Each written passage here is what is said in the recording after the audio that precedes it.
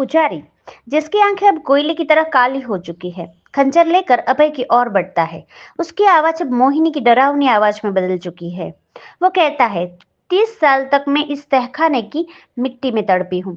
आज इस खानदान का आखिरी चिराग बुझेगा। अभय पीछे हटता है और उसका हाथ उस पुरानी तिजोरी पर पड़ता है। वह तिजोरी को जोर से खींचता है, जिससे पुजारी का संतुलन बिगड़ जाता है। माया चिल्लाती है और जमीन पर पड़ा एक पत्थर उठाकर पुजारी के सिर पर मारती है। पुजारी बेहोश होकर गिर जाता है। समीर, जो अब तक खामोश खड़ा था, अचानक आगे बढ़ता है और अभय का हाथ पकड़ लेता है। समीर कहता है, अभय यहाँ से निकलो, माया पागल हो गई है, इसने पुजारी को मार दिया। अभय माया की तरफ देखता है, जो डरी हुई कोने में खड़ी है। तभी अभय की नजर जमीन पर पड़ती है।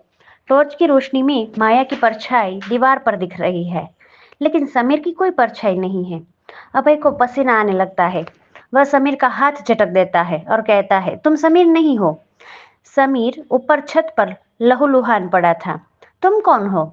नकली समीर का चेहरा अचानक पिघलने लगता है और वह एक सफेद धुंधली आकृति में बदल जाता है। वह अभय के कान में फुसफुसाता है, मैं वो हूं जो तुम बनना चाहते थे, अमर।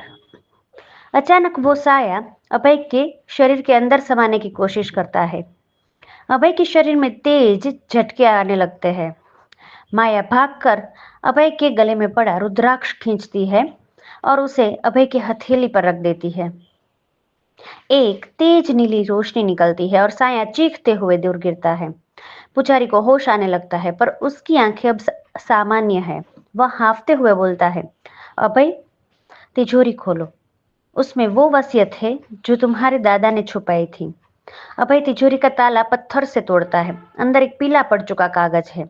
वसीयत के शब्द थे, मैं विश्वनाथ शर्मा स्वीकार करता हूं कि मोहिनी का कत्ल सिर्फ गजेंद्र ने नहीं किया था। मैंने उसे उकसाया था, क्योंकि मोहिनी को मेरे और ठाकुर के गुप्त खजाने का पता चल गया था। अगर ये राज बाहर आया तो मेरा पोता यानी कि अभय कभी सुखी नहीं रहेगा। मैंने उसे बचाने के लिए एक बेगुनाह को दफन कर दिया था। जैसे ही अभय वो कागज पढ़ता है, तहखाने की दीवारें फटने लगती है।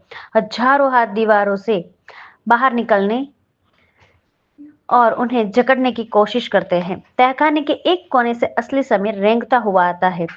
उसकी जीभ कटी हुई है और वह बोल नहीं पा रहा है। अभय देखता है कि मोहिनी का कंकाल अब वेदी से उठकर खड़ा हो गया है। उसके हाथ में वही कटी हुई जीभ है जिसे उसने मटके से निकाला था। वह जीभ खुद ब खुद उसके कंकाल के मुंह से चिपक जाती है और कंकाल बोलना शुरू कर देता है। अब राज खुल चुका है अभय, अब तुम्हारी सजा शुरू होती है। अचानक पूरा तहखाना पानी से भरने लगता है, वही गंदा और सड़ा हुआ कुएं का पानी। आगे क्या होता है जानने के लिए सुनते रहें Rudrapur on free story FM.